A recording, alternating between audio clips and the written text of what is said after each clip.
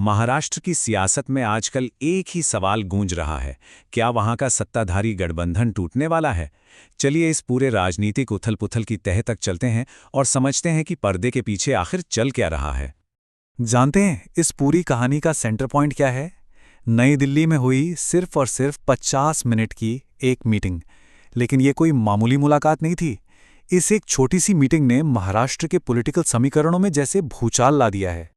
तो बात है 19 नवंबर की।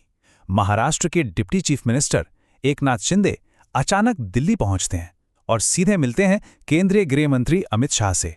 और सबसे दिलचस्प बात, ये मीटिंग पहले से तय ही नहीं थी, मतलब कोई शेड्यूल नहीं था, और इसी बात ने इसे और भी ज्यादा रहस्यमयी बना दिया है। तो सबसे बड़ा सवाल यही उठता है कि आखिर ऐसी इमरजेंसी मीटिंग की जरूरत क्यों पड़ी? गठबंधन के अंदर ऐसा तो क्या हो रहा था कि शिंदे को सीधे दिल्ली का दरवाजा खटखटाना पड़ा? इस सवाल का जवाब छिपा है महायुति के अंदर। ये महाराष्ट्र का रूलिंग कोalition है जिसमें बीजेपी, शिंदे की शिवसेना और दूसरी पार्टियां शामिल हैं। और ऐसा लग रहा है कि फिलहाल इस गठबंधन के भीतर सब कुछ ठीक नहीं चल रहा है। देखिए, ये पूरा संकट कितनी तेजी से बढ़ा। 18 नवंबर को खबरें आईं कि बीजेपी शिवसेना के ही नेताओं को अपनी पार्टी में लाने की कोशिश कर रही है। उसी दिन शिंदे गुट के मंत्रियों ने विरोध में कैबिनेट मीटिंग ही छोड़ दी। और फिर सिर्फ 24 घंटे के अंदर 19 नवंबर को शिंदे दिल्ली में अमित शाह के साथ बैठे थे। तो शिंदे ने अमित शाह से कहा क्या? खबरों के मुताबिक उनकी शिकायतें बिल्कुल साफ थीं। पहली कि सहयोगी दल ही उनके नेता और कार्यकर्ता तोड़ रहे हैं। दूसरी, गठबंधन में अनुशासन की बहुत कमी है। तीसरी, मीडिया में भ्रामक रिपोर्टों से कंफ्यूजन फैल रहा है। और चौथी, सभी पार्टियों को मिलकर एक सुर में बात करनी चाहिए। ये जो अंदरूनी खींचतान है, ये एक ऐसे वक्त पर हो रही है जब सामने एक बहुत बड़ी चुनावी परीक्षा है। और यही बात इस पूरे मामले को और भी ज्यादा गंभीर बना देती है। ये तारीख बहुत जरूरी है, 2 दिसंबर 2025। इसी दिन महाराष्ट्र में अहम लोकल बॉडी इलेक्शंस होने हैं।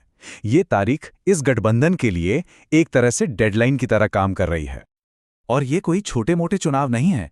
इनसे ये तय होता है कि शहरों और कस्बों पर, यानी जमीनी स्तर पर, किसका कंट्रोल होगा। ये ग्रासरूट पॉलिटिक्स की असली लड़ाई है, जहां से बड़ी सियासत की नींव रखी जाती है। इस खतरे को खुद एकनाथ शिंदे ने भी महसूस किया है। उन्होंने साफ साफ कहा है कि अगर ये आपसी मनमुटाव नहीं रुका तो गठबंधन की जीत का मोमेंटम टूट सकता है और इसका सीधा सीधा फायदा विपक्ष को मिल जाएगा। अब इस मीटिंग के बाद 2 अलग अलग तरह की कहानियां सामने आ रही हैं। एक वो जो विपक्ष कह रहा है और दूसरी वो जो सत्ता पक्ष की तरफ से बताई जा रही है। अब जरा देखिए राजनीति कैसे काम करती है। एक तरफ महाराष्ट्र कांग्रेस दावा कर रही है कि शिंदे को गठबंधन में साइडलाइन कर दिया गया है, वो अपमानित महसूस कर रहे हैं। वहीं दूसरी ओर शिंदे का कैंप कह रहा है कि अरे ये तो बस एक कर्टेसी विजिट थी, एक शिष्टाचार भेंट। लेकिन जो पॉलिटिकल एनालिस्ट हैं, वो इन दोनों कहानियों से अलग एक तीसरी ही बात कह रहे हैं। उनका मानना है कि ये साफ संकेत है कि गठबंधन के अंदर दरारें अब सतह पर आ गई हैं, और अगर इन दरारों को वक्त रहते भरा नहीं गया तो ये एक बड़ी खाई में बदल सकती हैं। तो अब सबसे बड़ा सवाल, आगे क्या होगा? चलिए उन कुछ अहम पॉइंट्स पर नजर डालते हैं जो इस गठबंधन का भविष्य तय करेंगे।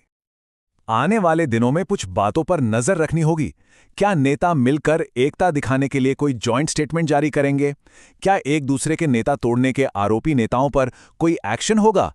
और सबसे जरूरी, चुनावों के लिए सीटों का बंटवारा कैसे होगा? असली खेल तो वही है।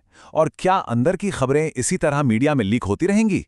इन्हीं सवालों के जवाब में गठबंधन का भविष्य छिपा है। तो सवाल अब भी वही है, क्या महायुति गठबंधन चुनाव से पहले अपनी दरारें भर लेगा या महाराष्ट्र में एक बड़ा राजनीतिक भूकंप आने वाला है? इसका जवाब तो सिर्फ वक्त ही देगा।